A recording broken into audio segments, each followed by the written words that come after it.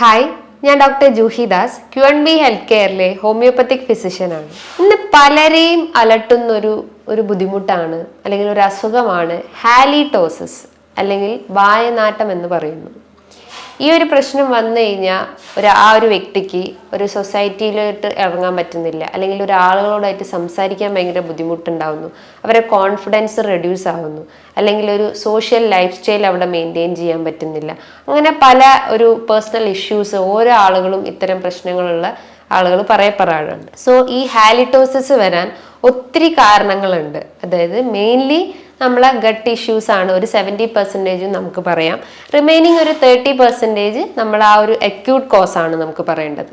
അപ്പം ഈ ഹാലിറ്റോസിസ് എന്ന് പറയുമ്പം നമ്മളെ ഗട്ട് ഇഷ്യൂസ് എന്ന് പറയുന്നത് നമ്മളെ ഗട്ട് ഫ്ലോറ, അതായത് നമ്മളെ ദഹന സംബന്ധമായിട്ട് എന്തെങ്കിലും ബുദ്ധിമുട്ടുണ്ടെങ്കിൽ, നമുക്ക് മലബന്ധം ബുദ്ധിമുട്ടുകളോ അല്ലെങ്കിൽ ഗ്യാസ്ട്രൈറ്റിസ്, പെപ്റ്റിക് അൾസർ പോലത്തെ ബുദ്ധിമുട്ടുകൾ, GERD gastro oesophageal reflux disease പോലത്തെ നെഞ്ചരിച്ചിൽ, അല്ലെങ്കിൽ ഹാർട്ട് ബേൺ, ഇങ്ങനെ പുളിച്ചിത കെട്ടൽ, അങ്ങനത്തെ പ്രശ്നങ്ങളൊക്കെ ഉള്ള ആളുകളിലും ഈ ഒരു ഹാലിറ്റോസിസ് എന്ന് പറഞ്ഞ പ്രശ്നങ്ങൾ അല്ലെങ്കിൽ വായുനാറ്റത്തിന്റെ പ്രശ്നങ്ങൾ പറയപ്പെടാറുണ്ട്. സോ അതിനെ ആ ഒരു കാരണം അല്ലെങ്കിൽ അത് വരാൻ എന്തൊക്കെ കാരണങ്ങളാണ്, അല്ലെങ്കിൽ നമ്മൾ എങ്ങനെയാണ് അത് മെയിൻറ്റെയിൻ ചെയ്യേണ്ടത്, അല്ലെങ്കിൽ എങ്ങനെ നമുക്കത് മാനേജ് ചെയ്യാം, അങ്ങനത്തെ പ്രശ്നങ്ങൾ അല്ലെങ്കിൽ അത്തരം കാര്യങ്ങളാണ് ഞാൻ ഈ വീഡിയോയിലൂടെ പറയാൻ ശ്രമിക്കുന്നത്.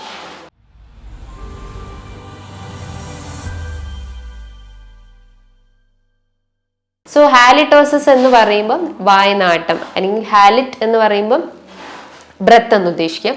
ഓസിസ് എന്ന് പറയുമ്പോൾ ഒരു ഡിസീസ്, അതാണ് ഒരു ഡിറൈവ്ഡ് മീനിങ് ഓഫ് ഹാലിറ്റോസിസ് എന്ന് പറയുന്നത്. സോ ഹാലിറ്റോസിസ് വരാൻ ഒരുപാട് കാരണങ്ങളുണ്ട്. ഞാൻ തുടക്കത്തിൽ തന്നെ പറഞ്ഞിട്ടുണ്ട്, ഒരു 70% കോസസും അത് ഗട്ട് റിലേറ്റ് ചെയ്തിട്ടുള്ള ഇഷ്യൂസ് ആണ്. അതായത് നല്ല ബാക്ടീരിയാസിനെ അവിടെ പ്രൊഡ്യൂസ് ചെയ്തിട്ടില്ലെങ്കിൽ ബാഡ് ബാക്ടീരിയാസ് കാരണം അവിടെ ഇൻഡസ്ട്രിയൽ ഫ്ലോറ അവിടെ ഡാമേജ് ആവും അല്ലെങ്കിൽ ഡിസ്റ്റർബൻസ് ഉണ്ടാവുന്നു. അതുമൂലം നമുക്ക് ദഹന സംബന്ധമായിട്ടുള്ള ബുദ്ധിമുട്ടുകൾ ഉണ്ടാവുന്നു. അതായത് മലബന്ധം, അല്ലെങ്കിൽ ഡയേറിയ, ഇൻഫ്ലമേറ്ററി ബവൽ ഡിസീസ് ആയിട്ടുള്ള coeliac disease, Crohn's disease, ulcerative colitis പോലത്തെ അൾസർ ഡിസീസിലേക്കൊക്കെ ലീഡ് ചെയ്യാനുള്ള ഒരു ചാൻസസ് ഉണ്ട്. സോ അതൊക്കെ ഒരു കാരണം, അല്ലെങ്കിൽ അതാണ് ഈ ഒരു ഹാലിറ്റോസിസിന്റെ ഒരു മെയിൻ കോസ് എന്ന് പറയപ്പെടുന്നത്. ഇതൊരു ക്രോണിക് കോസ് അല്ലെങ്കിൽ ഒരു ഡ്യൂറേഷൻ കൂടിയിട്ടുള്ള ഒരു കോസ് ആയിട്ട് നമുക്ക് പറയപ്പെടാം. ഒരു അക്യൂട്ട് കോസ് എന്ന് പറയുന്നതാണ് നമ്മൾ ഓറൽ ക്യാവിറ്റിയിൽ ഉണ്ടാകുന്നത്. അതായത് റിമൈനിങ് ഒരു 30% കോസാണ് ഈ ഓറൽ ക്യാവിറ്റിയിൽ ഉണ്ടാകുന്ന ഇഷ്യൂസ്. ഓറൽ ക്യാവിറ്റീൻ്റെ അകത്ത് നമ്മളെ പല്ലും അല്ലെങ്കിൽ നാവും ടോൺസിൽസും ടീത്തും എല്ലാം ഉൾപ്പെടുന്നതാണ്. അപ്പോൾ ഓറൽ ക്യാവിറ്റീൻ്റെ അകത്ത് വരുമ്പോൾ നമുക്ക് ടീത്തിൽ എന്തെങ്കിലും ഒരു കാരീസോ അല്ലെങ്കിൽ ഒരു ഇൻഫെക്ഷൻസ് ഒക്കെ വരുവാണെങ്കിൽ അത് ഈ ഒരു ഹാലിറ്റോസിസിലേക്ക് ലീഡ് ചെയ്യാം.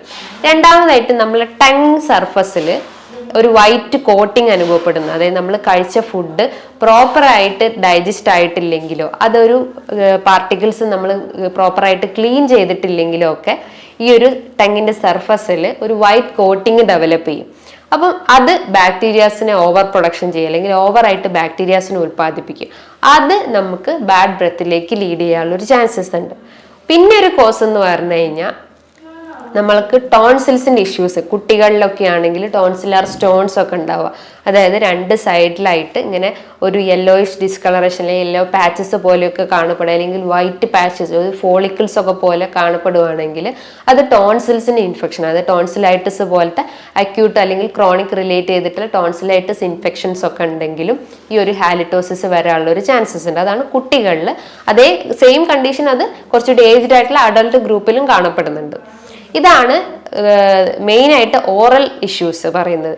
ഇതോടൊപ്പം തന്നെ നമ്മൾ കഴിച്ച ഫുഡ് പാർട്ടിക്കിൾസ് നമ്മൾ പ്രോപ്പറായിട്ട് ബ്രഷ് ചെയ്തിട്ടില്ലെങ്കിൽ, അല്ലെങ്കിൽ ഓവറായിട്ട് നമ്മൾ ബ്രഷ് ചെയ്യുന്ന ആളുകളാണെങ്കിൽ, പല ആളുകളും രാവിലെയൊക്കെ എഴുന്നേറ്റ് കഴിഞ്ഞാൽ അരമണിക്കൂർ അല്ലെങ്കിൽ ഒരു 30 മിനിറ്റൊക്കെ കൂടുതലായിട്ട് ബ്രഷ് ചെയ്യുന്ന ആളുകളായിരിക്കും. അപ്പം നമ്മൾ നോർമലി ഒരു ബ്രഷിങ് ടൈം എന്ന് പറഞ്ഞാൽ ഒരു 2 to 3 മിനിറ്റ്സോ ആകെ നമ്മൾ യൂസ് ചെയ്യാൻ പാടുള്ളൂ. അപ്പോൾ ഓവറായിട്ട് ചെയ്ത് കഴിഞ്ഞാൽ അതിലെ നല്ല ബാക്ടീരിയസ് നമ്മൾ വാഷ് ഔട്ട് ചെയ്ത് കളയുക ചെയ്യുന്നത്. അപ്പം അതുമൂലം ബാഡ് ബാക്ടീരിയസിന് അവിടെ ഓവർ പ്രൊഡക്ഷൻസ് ഉണ്ടാവുന്നു. അതുമൂലം ഈ വായുനാറ്റം പ്രശ്നങ്ങൾ ഉണ്ടാവാനുള്ള ഒരു ചാൻസസ് ഉണ്ട്. ഇതോടൊപ്പം തന്നെ അവർക്ക് റെക്കറന്റ് ആയിട്ട്, അതായത് ഗംസ് നിന്നൊക്കെ ബ്ലീഡിങ് ഉണ്ടാവുന്നു, അല്ലെങ്കിൽ മോണകളിൽ നിന്നൊക്കെ രക്തം വരുവാണെങ്കിലും അവർക്ക് ഈ ഒരു മെറ്റാലിക് ടേസ്റ്റ് അനുഭവപ്പെടാം. അതോടൊപ്പം തന്നെ ഈ വായുനാറ്റം ഉണ്ടാവും. ഈ ബ്ലീഡിങ് ഗംസിന്റെ ഒരു മെയിൻ കോസ് എന്ന് പറഞ്ഞു കഴിഞ്ഞാൽ നമ്മളെ റൂട്ട്, അതായത് ടങ്ങിൻ്റെ ആ ഒരു ടീത്തിൻ്റെ ആ ഒരു സർഫസ് അല്ലെങ്കിൽ അത് ഇരിക്കുന്ന ആ ഒരു പോർഷൻസിൽ എന്തെങ്കിലും ഒരു ഇൻഫെക്ഷൻസ് വരുമ്പോൾ അതുമൂലം നമുക്ക് ഗം ബ്ലീഡിങ് ഉണ്ടാവും, അല്ലെങ്കിൽ വൈറ്റമിൻ സി റിഡക്ഷൻസ് ഉണ്ടാവും, അല്ലെങ്കിൽ വൈറ്റമിൻ സി ഡെഫിഷ്യൻസി ഉണ്ടെങ്കിലും ഈ ഒരു ഗം ബ്ലീഡിങ് ഉണ്ടാവും. അത് റെക്കറൻ്റ് ആയിട്ട് ഇങ്ങനെ വന്നുകൊണ്ടിരുന്നു കഴിഞ്ഞാലും വായനാറ്റം ഉണ്ടാവാനുള്ള ഒരു ചാൻസസ് ഉണ്ട്. അതോടൊപ്പം തന്നെ ഇടയ്ക്കിടയ്ക്ക് നമുക്ക് അൾസർ, മൗത്ത് അൾസർ ഒക്കെ വരാനുള്ള ഒരു ചാൻസസ് ഉണ്ട്. അതായത് നമ്മൾ കൂടുതലായിട്ട് സ്പൈസി ഫുഡോ അല്ലെങ്കിൽ നമ്മുടെ ബോഡിയിൽ വാട്ടർ ലെവൽ റെഡ്യൂസ് ചെയ്ത് കഴിഞ്ഞാൽ ഗട്ട് റിലേറ്റ് ചെയ്തിട്ടുള്ള അൾസർ റിലേറ്റ് ചെയ്തിട്ടുള്ള ഇഷ്യൂസ് ഒക്കെ നമ്മളെ വയറിനൊക്കെ പ്രശ്നങ്ങൾ ഉണ്ടെങ്കിലും ഈ ഒരു മൗത്ത് അൾസർ വരാനുള്ള ഒരു ചാൻസസ് ഉണ്ട്. നമുക്കറിയാം നമ്മളെ ഗട്ടിൽ എന്തെങ്കിലും ഒരു ഇഷ്യൂസ് ഉണ്ട്, അല്ലെങ്കിൽ നമ്മളെ വയറിന് എന്തെങ്കിലും ഒരു അൾസറോ അല്ലെങ്കിൽ വേറെ എന്തെങ്കിലും ഇൻഫ്ലമേഷൻ കണ്ടീഷൻസ് നമ്മളെ വയറിനുണ്ടെങ്കിൽ അതിൻ്റെ ഒരു ഫസ്റ്റ് സൈൻ ആയിട്ടാണ് നമ്മളെ വായൻ്റെ അകത്ത് ഈ അൾസർ വരുന്നത്. സോ അത് റെക്കറൻ്റ് ആയിട്ട് ഇങ്ങനെ വന്നുകൊണ്ടിരുന്നു കഴിഞ്ഞാലും വായനാറ്റം വരാനുള്ള ഒരു ചാൻസസ് ഉണ്ട്.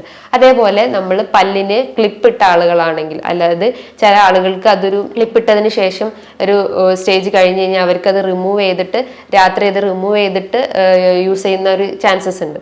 സോ അത് നമ്മൾ റിമൂവ് ചെയ്യാതെ രാത്രി ഒന്നും യൂസ് ചെയ്തിട്ടും അത് റിമൂവ് ചെയ്യാതെ ചുമ്മാ അത് വയൽ വെച്ചിട്ടും നമ്മൾ കിടന്നുറങ്ങുവാണെങ്കിലും അങ്ങനെ റിപ്പീറ്റഡ് ആയിട്ട് ആ ഒരു പാറ്റേൺ ഫോളോ ചെയ്യുകയാണെങ്കിലും വായനാറ്റം വരാനുള്ളൊരു ചാൻസസ് ഉണ്ട്. പിന്നെ നമ്മൾ ഓവറായിട്ട് ഫാസ്റ്റിംഗ് എടുക്കുന്ന ആളുകളാണെങ്കിൽ, ഇന്റർമീഡിയറ്റ് ഫാസ്റ്റിംഗ് ഒക്കെ ഫോളോ ചെയ്യുന്ന ആളുകളാണെങ്കിലും അത് നമ്മളെ ബോഡിയിനൊന്ന് ഡീഹൈഡ്രേറ്റ് ചെയ്യാനുള്ളൊരു ചാൻസസ് ഉണ്ട്. അപ്പം നല്ല ബാക്ടീരിയാസിൻ്റെ പ്രൊഡക്ഷൻ അവിടെ റെഡ്യൂസ് ആവുന്നു. അപ്പം ബാഡ് ബാക്ടീരിയാസ് ഉണ്ടാവാനുള്ളൊരു ചാൻസ് ഉണ്ട്. അതുമൂലം വായനാറ്റം വരാനുള്ളൊരു കോസായിട്ട് നമുക്ക് പറയപ്പെടാം. ഇതോടൊപ്പം തന്നെ പ്രമേഹ രോഗികളിലും ഈ ഒരു വായനാറ്റം പറയപ്പെടാറുണ്ട്. ബിക്കോസ് അവർ പ്രമേഹമുള്ള രോഗികളിലാണെങ്കിൽ അവർക്ക് സലൈവറി പ്രൊഡക്ഷൻസ് ലെസ് ആയിരിക്കും. ബിക്കോസ് ഈ സലൈവേൻ്റെ സഹായത്തോടെയാണ് നമ്മളെ വായൻ്റെ അകത്തുള്ള ഒരു മോയ്സ്ചർ കണ്ടന്റ് മെയിൻറ്റെയിൻ ചെയ്യുന്നത്. അതാണ് നമ്മളെ ആ ഒരു ഡൈജഷനെ സഹായിക്കുന്നത്, നമുക്ക് ചൂ ചെയ്യാൻ സഹായിക്കുന്നത്, അല്ലെങ്കിൽ ഫുഡ് ഐറ്റംസ് ഒക്കെ ഒന്ന് ചവച്ചരയ്ക്കാൻ സഹായിക്കുന്നത് ഈ സലൈവേൻ്റെ സഹായത്തോടെയാണ്. അപ്പം ആ ഒരു പ്രൊഡക്ഷൻ അല്ലെങ്കിൽ അതിലുണ്ടാകുന്ന ഉൽപ്പാദനത്തിൽ എന്തെങ്കിലും ഒരു വേരിയേഷൻസ് വരുമ്പോൾ നമ്മളെ വായ ഫുൾ ഡ്രൈ ആവാനുള്ളൊരു ചാൻസസ് ഉണ്ട്. അതിനെയാണ് ജോഗ്രൻ സിൻഡ്രോം എന്നൊക്കെ പറയാം. അതായത് dryness of mouth, dryness of eyes എന്നൊക്കെയാണ് ആ ഒരു കാറ്റഗറിയിൽ പറയുന്നത്. അപ്പം അതുമൂലം അല്ലെങ്കിൽ ഈ ഒരു ഡ്രൈനെസ് കാരണം ഈ പ്രമേഹ രോഗികളിലൊക്കെ ഈ ഒരു വായുനാറ്റം വരാനുള്ള ഒരു ചാൻസസ് ഉണ്ട്. അതേപോലെ തന്നെയാണ് റെക്കറൻ്റ് ആയിട്ട് നമുക്ക് റെസ്പിറേറ്ററി ഇൻഫെക്ഷൻസ് വരുവാണെങ്കിൽ, അതായത് ന്യൂമോണിയ, ബ്രോങ്കൈറ്റിസ്, ബ്രോങ്കിയൽ അസ്തമ പോലത്തെ കഫ് റിലേറ്റ് ചെയ്തിട്ടുള്ള ഇഷ്യൂസ് ഒക്കെ ഉള്ള ആളുകളാണെങ്കിലും ഇത്തരം ഒരു ഓർഡർ നമ്മളെ വായനാറ്റം വരാനുള്ള ഒരു ചാൻസസ് ഉണ്ട്.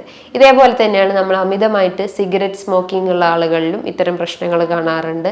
അമിതമായിട്ട് മദ്യപിക്കുന്ന ആളുകളിലും ഇത്തരം കണ്ടീഷൻസ് ഒക്കെ കാണപ്പെടാറുണ്ട്. സോ നമ്മളൊരു ഓറൽ ഹൈജീൻ അവിടെ മെയിൻറ്റെയിൻ ചെയ്തിട്ടില്ലെങ്കിൽ, അല്ലെങ്കിൽ നമ്മളെ ഗട്ട് ഹെൽത്ത് ഒന്നും ഇമ്പ്രൂവ് ആയിട്ടില്ലെങ്കിൽ ഈ റെക്കറൻ്റ് ആയിട്ട് ഇത്തരം പ്രശ്നങ്ങൾ ആളുകൾ അലട്ടിക്കൊണ്ടേയിരിക്കും. സോ ഓറൽ ഹൈജീൻ അവിടെ മെയിൻറ്റെയിൻ ചെയ്യാൻ ശ്രമിക്കുക. ഓറൽ ഹൈജീൻ എന്ന് പറയുമ്പം നമ്മൾ പ്രോപ്പറായിട്ട് ബ്രഷ് ചെയ്യുക, അതായത് ഡെയിലി ഒരു 2 times ബ്രഷ് ചെയ്യാൻ ശ്രമിക്കുക. മോർണിംഗും നൈറ്റിലും. നൈറ്റ് ടൈമിലാണ് മെയിനായിട്ട് നമ്മൾ ബ്രഷ് ചെയ്യേണ്ടത്. ബിക്കോസ് നമ്മൾ കഴിച്ചിട്ടുള്ള ആ ഒരു ഫുഡ് പാർട്ടിക്കിൾസ് അങ്ങനെ തന്നെ വെച്ച് ഉറങ്ങിക്കഴിഞ്ഞ് കഴിഞ്ഞാൽ ഇത്തരം ബാക്ടീരിയാസിൻ്റെ ഓവർ ഗ്രോത്ത് കാരണം പല ഇൻഫെക്ഷൻസ് അല്ലെങ്കിൽ കാരീസ് പോലത്തെ പ്രശ്നങ്ങളൊക്കെ വരാനുള്ളൊരു ചാൻസസ് ഉണ്ട്.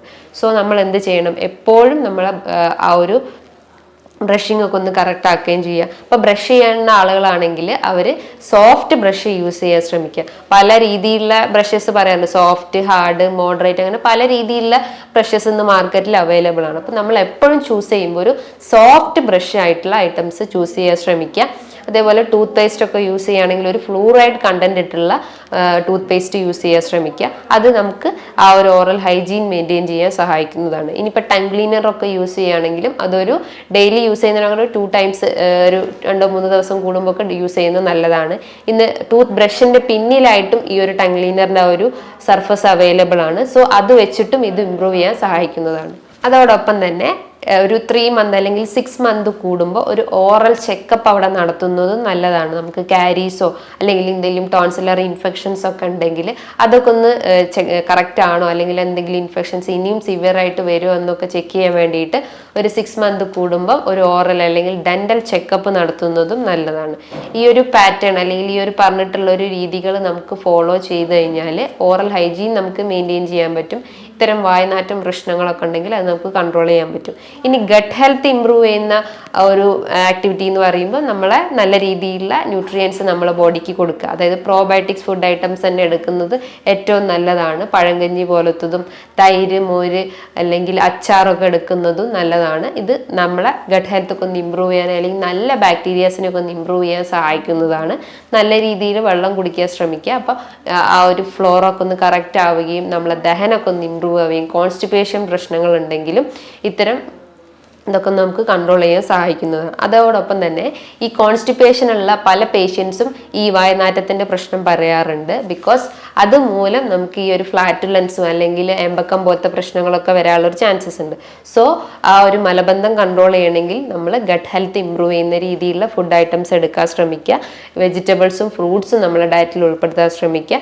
നല്ല രീതിയിൽ വെള്ളം കുടിക്കുക. എക്സസൈസും മെയിൻറ്റെയിൻ ചെയ്ത് കഴിഞ്ഞാൽ നമ്മളെ ഗട്ട് ഫ്ലോറൊക്കെ ഒന്ന് മെയിൻറ്റെയിൻ ചെയ്യാൻ സഹായിക്കുന്നതാണ്.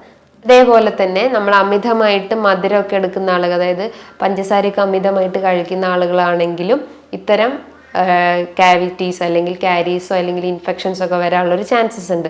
അതോടൊപ്പം തന്നെ പ്രമേഹത്തിൻ്റെ ഒരു പ്രീ ഡയബറ്റിക് സ്റ്റേജിലോട്ടും കടക്കാനുള്ളൊരു ചാൻസസ് ഉണ്ട്. സോ നമ്മൾ അമിതമായിട്ട് ഷുഗർ എടുക്കുന്ന ആളുകളാണെങ്കിൽ അത് പൂർണ്ണമായിട്ട് ഒഴിവാക്കാൻ ശ്രമിക്കുക. ഓറൽ ചെക്കപ്പ് മെയിൻറ്റെയിൻ ചെയ്യുക. അമിതമായിട്ട് മദ്യപിക്കുന്ന പുകവലിക്കുന്ന ആളുകളാണെങ്കിൽ അത് പൂർണ്ണമായിട്ട് ഒഴിവാക്കാൻ ശ്രമിക്കുക. അതുപോലെ തന്നെ നമ്മൾ ഓവറായിട്ട് മെഡിസിൻസ് എടുക്കുന്ന ആളുകളാണെങ്കിലും അതൊക്കെ ഒന്ന് കുറയ്ക്കാൻ ശ്രമിക്കുക. പകരം നല്ല രീതിയിലൊരു ഓറൽ ഹൈജീൻ അവിടെ മെയിൻറ്റെയിൻ ചെയ്ത് കഴിഞ്ഞാൽ നമുക്ക് ഈ ഒരു വായനാറ്റത്തിൻ്റെ പ്രശ്നങ്ങളൊക്കെ നമുക്ക് കൺട്രോൾ ചെയ്യാൻ പറ്റുന്നതാണ്. ഇനി ഇതുമായി ബന്ധപ്പെട്ട് നിങ്ങൾക്ക് എന്തെങ്കിലും സംശയങ്ങൾ ഉണ്ടെങ്കിൽ നിങ്ങൾക്ക് താഴെ കാണുന്ന നമ്പറിൽ കോൺടാക്ട് ചെയ്യാവുന്നതാണ്. നല്ലൊരു ഹെൽത്ത് ടോപ്പിക്കുമായി വീണ്ടും കാണാം.